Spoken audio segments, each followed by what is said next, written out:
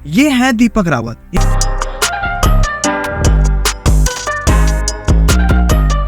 इनके YouTube channel पे लाखों सब्सक्राइबर्स हैं। जब आप इनका YouTube चैनल खोलेंगे तो आपको ऐसा लगेगा ये कि कोई बॉलीवुड एक्टर या सेलिब्रिटी हैं, बट असल में ये एक IAS और IPS ऑफिसर है। इनकी पॉपुलैरिटी के पीछे मेन रीजन ये है कि हमारे देश का बहुत बड़ा भाग ऐसा है जो IAS PCS वाली बड़ी नौकरियों के सपने देखता है। सिर्फ IAS PCS ही नहीं, कोई भी सरकारी नौकरी। इस बात का अंदाजा आप इस चीज से लगा सकते हैं कि मध्य प्रदेश में 15 वैकेंसीज निकली थी प्यून की एंड वॉचमैन की। उसके ऊपर 11,000 से ज्यादा लोगों ने आवेदन किए एंड उसमें से आधे से ज्यादा लोग ऐसे थे जो PhD होल्डर्स थे।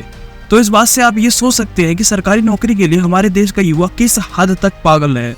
बट ये सपना हर किसी का पूरा नहीं हो पाता। जैसे अगर हम यश शाक्य की बात करें, जिन्होंने अपनी जिंदगी के 16 साल जस्ट एक सरकारी नौकरी की प्रिपरेशन में लगा दिए प्रयागराज के अंदर बैठे हुए, एंड उसके बाद भी उनका ये सपना पूरा नहीं हो पाया।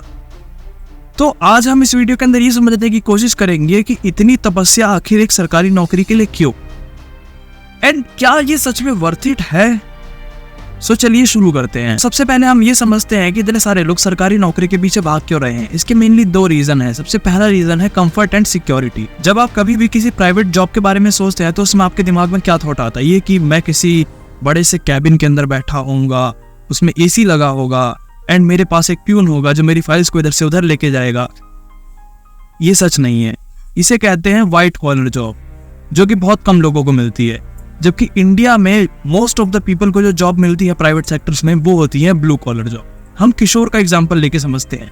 किशोर ने अपनी ITI करी, उसके बाद उसे एक प्लांट में 12-12 घंटे से भी ज्यादा घंटे काम करना पड़ता है और उसकी सैलरी भी बहुत कम है। किशोर जैसे लोगों को गवर्नमेंट जॉब से कंफर्ट मिलता है और उनको फिक्स आवर्स काम करना होता है और उनकी सैलरी भी बहुत अच्छी होती है। ये बात सच है। एक प्राइवेट जॉब के अंदर एक हेल्पर की सैलरी को अगर आप एक सरकारी जॉब के हेल्पर से कंपेयर करेंगे तो वो उसमें बहुत ज़्यादा फर्क होता है। एंड प्राइवेट जॉब में कोई गारंटी तो है नहीं, आज है कल नहीं, और सरकार तो हमेशा ही रहेगी ना। एंड इसके अलावा सरकारी जॉब में आपको child care, medical facilities, health care, insurance and बहुत सारी अदर फैसिलिटीज भी मिलती हैं। ये तो हो गई जॉब सिक्योरिटी की बात। अगर हम सेकंड पॉइंट की बात करें तो वो है सरकारी जॉब एक गरीब खानदान के लिए समाज के अंदर सम्मान पाने का एकमात्र रास्ता होता है। ये एक ऐसा जरिया है जिसके जरिए लोग समाज में सम्मान पा सकते हैं एंड इसके साथ ही वो लोग अपने परिवार को गरीबी से बाहर भी निकाल सकते हैं। अब आप लोग बोलोगे भैया आप गलत बोल रहे हो, ये लोग IITs का एंट्रेंस एग्जाम दे दें, उसके बाद वहां से भी तो उनको अच्छी खासी जॉब मिल जाएगी। बट आप खुद सोचिए कि वहां पे सीट्स हैं ही कितनी, बहुत लिमिटेड सीट्स हैं वहां पर।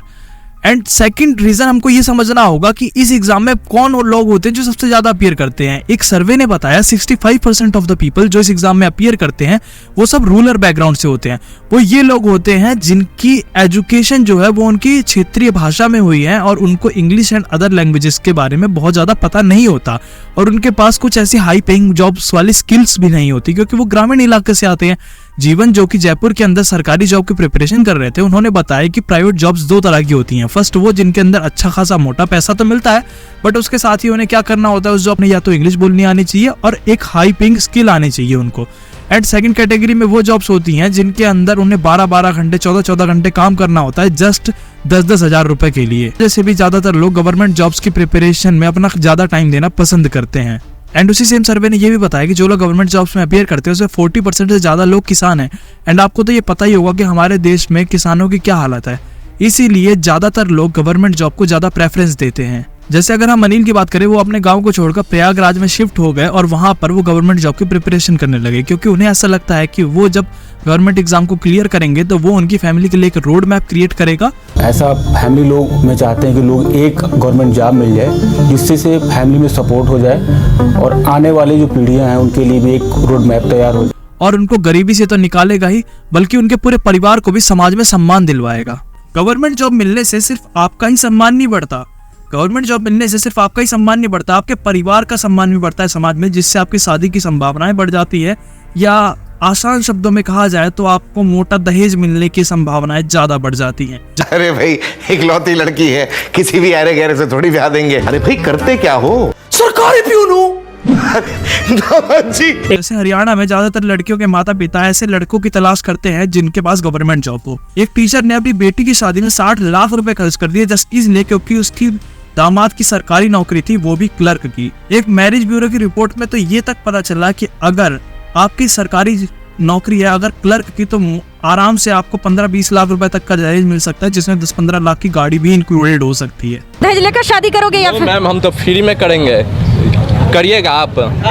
एंड ये भी एक रीजन है जिस वजह से हमारे देश के बहुत सारे युवा अपनी जवानी के बहुत सारे कीमती साल गवर्नमेंट जॉब के प्रिपरेशन में निकाल देते हैं। तो सबसे पहले अब हम ये समझते हैं इस गवर्नमेंट जॉब की रेस की वजह से क्या नुकसान होता है हमारा। तो सबसे पहले ये कि लोग अपनी नौजवानी के बहुत इंपॉर्टेंट साल बस एक गवर्नमेंट जॉब के एग्जाम के प्रिपरेशन में लगा देते हैं। आप इस ग्राफ को देखिए, इससे आपको ये पता चलेगा कि एक एवरेज एस्पिरेंट एक गवर्नमेंट जॉब की प्रिपरेशन में 3 साल और 3 महीने का टाइम देता है। एंड असल में ये डाटा इससे भी ज्यादा बड़ा हो सकता है क्योंकि ये डाटा सिर्फ उन कैंडिडेट्स का है जिन्होंने किसी कोचिंग के अंदर एनरोल किया था।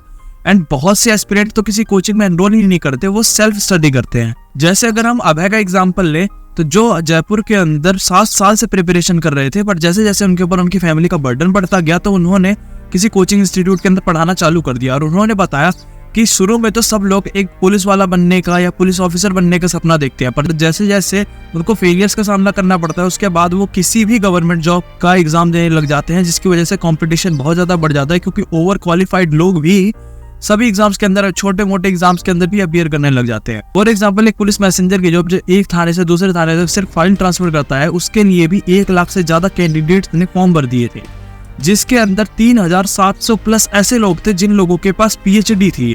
एंड आपको पता है इसकी बेसिक क्वालिफिकेशन क्या थी? बस 5वीं पास और जिसके पास एक साइकिल हो। दूसरा नुकसान होता है पैसे का। 93% ऑफ द कैंडिडेट जो गवर्नमेंट जॉब की प्रिपरेशन कर रहे होते हैं वो अनएम्प्लॉयड होते हैं। इसका सिंपल सा मतलब है कि वो फाइनेंशियल सपोर्ट के लिए अपने पेरेंट्स के ऊपर या फैमिली के ऊपर डिपेंडेंट होते हैं। एंड ये ज्यादातर लोग ऐसे होते हैं जो फैमिली है वो लोअर मिडिल क्लास फैमिली, बहुत ही पुअर बैकग्राउंड से आते हैं, जिनकी फैमिली के लोग बहुत ज्यादा सैक्रिफाइसेस करते हैं इन लोगों की फीस देने के लिए। अगर आप एक डाटा देखें तो उससे ये भी पता चलता है कि अगर कोई कैंडिडेट प्रयागराज के अंदर प्रिपरेशन कर रहा है तो उसे 1.5 लाख रुपए तक सालाना, एंड अगर दिल्ली के अंदर कर रहा है तो 3 लाख रुपए तक सालाना खर्च करने पड़ते हैं। इसमें उसका रहने का खर्चा, खाने का खर्चा, प्रिपरेशन की coaching fees and all those things included होती हैं। तो आप ये चीज समझ सकते हैं कि कितना ज्यादा पैसा वो लोग खर्च करते हैं। आर्थिक स्थिति ठीक ना हमारी, रोटी के बारे में सोचूं, बापू की कोचिंग के बारे में सोचूं,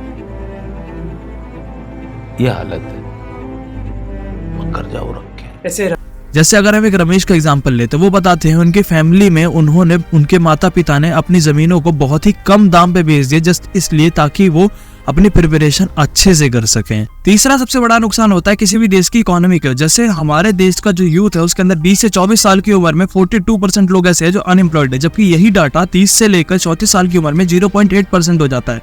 जिसका मतलब ये है कि जब इन लोगों की एज लिमिट कंप्लीट होती है तो इसमें से ज्यादातर लोग जॉब ढूंढने लगते हैं या फिर ये इतने ज्यादा अटेम्प्ट्स देके थक चुके होते हैं कि ये और अटेम्प्ट्स देना ही नहीं चाहते। एंड एक राइटर ने ये भी बताया 20 से लेकर 24 साल की उम्र में वो लोग होते हैं जो या तो घर खरीदते हैं या फिर कार्स खरीदते हैं। सिंपल वर्ड्स में वो ज्यादा से ज्यादा खर्चा करते हैं, जिस वजह से देश के ऊपर खर्च होता है और देश की परचेजिंग पावर बढ़ती है और देश की इकोनॉमी में भी बूस्ट आता है।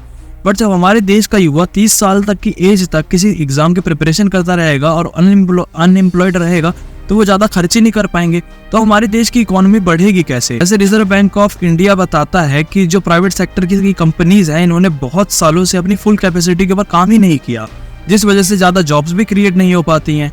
बट इसका मतलब ये नहीं है कि हमारे देश की जो इंडस्ट्रीज हैं ये पूरी तरीके से कोलैप्स हो रही हैं। इस गवर्नमेंट जॉब्स की वजह से एक नई इंडस्ट्री क्रिएट हो चुकी है जिसे कहते हैं अनएम्प्लॉयड इंडस्ट्री। जैसे कोचिंग सेंटर्स, गेस्ट हाउस, समोसे और चाय वालों की दुकान, पकौड़े वालों की दुकान, या फिर ये फोटोकॉपी वालों की दुकान या बुक्स की शॉप, इन सब जगह पे एक नई इंडस्ट्री क्रिएट हो चुकी है जो कि ये सब एस्पिरेंट्स के पैसों पर ही डिपेंड करते हैं। बट इन सब के लिए सिंपली हम इन एस्पिरेंट्स को ब्लेम नहीं कर सकते क्योंकि हमारी गवर्नमेंट एंड प्राइवेट सेक्टर में इतनी ज्यादा जॉब्स क्रिएट ही नहीं हो पा रही कि हमारा जो यूथ है वो उसके अंदर अप्लाई करे। एंड यहाँ बात सिर्फ क्वांटिटी की नहीं है, बात क्वालिटी की भी है। जैसे मैंने रिसेंट में बहुत ज्यादा जोमेटो वर्कर्स से बात करी तो उन्होंने बोला कि उन्हें अपनी जॉब के अंदर बहुत ज्यादा हार्ड वर्क करना पड़ता है एंड उनको पैसे भी उस हिसाब से नहीं मिलते। जैसे उनको हमेशा खाना लेने के लिए फूड कोर्ट वगैरह में अक्सर मॉल के सबसे टॉप फ्लोर पे जाना पड़ता है, फिर वहां से वो लेते हैं एंड राइड लेके जाते हैं एंड उसके बाद उन्हें अक्सर अपार्टमेंट्स के अंदर जाना पड़ता है एंड वहाँ पे जो अक्सर कई अपार्टमेंट्स में लिफ्ट भी नहीं होती एंड लिफ्ट के बाद उन्हें सीढ़ियों से जाना पड़ता है, एंड अगर लिफ्ट होती भी है तब भी उनके लिए जाने के लिए मना होता है। अगर वो गलती से गलत पार्किंग में कई बार गाड़ी खरीद कर देते हैं तो उनको जुर्माना भी देना पड़ता है, और बहुत सी चीजें होती हैं। एंड आप खुद सोचिए, जब वो लोग लेके जाते हैं तो उसके बाद भी उनका जो कस्टमर है उनको बोलता है, किचकिच होती है। एंड लाइक इंडिया के अंदर एक और सबसे बड़ी चीज है, वो है रिस्पेक्ट। हमने अपनी सारी respect IAS and IPS officers के लिए बचा के रखी हुई है। बाकी जितने भी ब्लू कॉलर जॉब्स हैं उन लोगों को हम रिस्पेक्ट के नजरिए से नहीं, घृणा के भाव से देखते। अरे तू तो क्लर्क है, अरे तू तो डिलीवरी बॉय है, अरे तू क्या करता है, इस नजरिए से हम देखते हैं। जिस वजह से जब लोगों को रिस्पेक्ट ही नहीं मिलेगी जॉब में तो लोग क्यों ही उस जॉब को करना चाहेंगे। एंड अगर आप इस वीडियो में यहाँ तक पहुंच चुके हैं तो मैं आपको ये बताना चाहता हूँ, कई बार मैं भी बहुत ज्यादा डिमोटिवेटेड हो जाता हूँ, क्योंकि यार कितना भी एफर्ट डालो, कितनी वीडियोस बनाओ, उस पर ना तो व्यूज आते हैं, ना लोग शेयर करते हैं, ना सब्सक्राइब करते हैं। अभी आप देख लीजिए मेरे चैनल पे मात्र 300 या 350 कुछ ऐसे ही सब्सक्राइबर्स होंगे, तो प्लीज यार एटलीस्ट 1 के सब्सक्राइबर तो करवा दो। एंड व्यूज भी बहुत कम आते हैं, तो हो सके तो अपने दोस्तों को शेयर करो अगर आपको ये वीडियो अच्छा लगा हो। एंड अगर आप मेरे ओपिनियन से एग्री नहीं करते एंड करते भी हैं, जो भी आपको आपके थॉट्स हैं उसको कमेंट में जरूर बताएं।